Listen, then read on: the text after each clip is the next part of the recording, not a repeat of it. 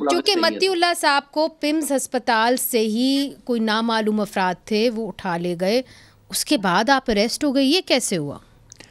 یہ 11:30 بجے کا ٹائم تھا 27 تاریخ کو. ہم ہاسپٹل میں یہی انویسٹیگیٹ کر رہے تھے کیجولیٹیز کے حوالے سے، ڈیڈ باڈیز کے حوالے سے، اور کچھ چیزیں میں نے ابھی لائی بھی ہیں منظر عام پہ.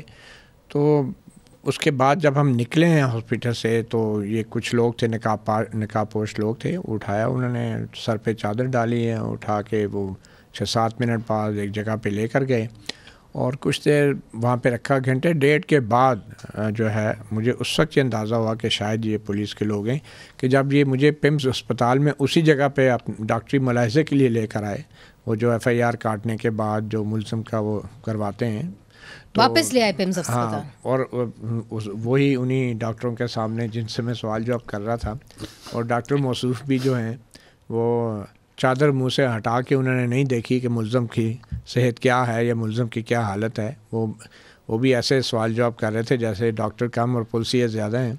تو بہرحال یہ معاملہ ہوا اور اس میں کوئی شک نہیں ہے. معائنہ کے لیے آپ کو ڈاکٹر کے پاس ایگزیکٹلی معائنے کے لیے لے کر گئے تھے. اس میں کوئی شک نہیں ہے کہ وہاں پہ ریکارڈ کو چھپایا جا رہا تھا. ہمیں یہاں تک بتایا گیا کہ جو وارڈ میں زخمی گئے تھے گن شاٹ وونڈ کے لوگ، ان تمام پیشنٹس کی جو فائلیں ہیں وہ پیمز کی انتظامیہ نے وزارت داخلہ کے حکم پہ، وزیر داخلہ محسن نقوی کے حکم پہ اپنے قبضے میں کر لی ہیں اور کنٹرول میں کر لی ہیں. مریض جن کی ڈیتھ ہوئی تھی وارڈز کے اندر، دیکھیں ایک تو وہ ہیں جو ریسیو ڈیڈ تھے، ٹھیک ہے، ان کا بھی میرے پاس کافی حد تک ڈاکومنٹس ہیں آ چکے ہیں، اور ایک وہ ہیں کہ جو زخمی آئے تھے لیکن وارڈز میں ان کی ڈیتھ ہوئی یا آپریشن کے دوران یا ICU میں ان کی ڈیتھ ہوئی ہے.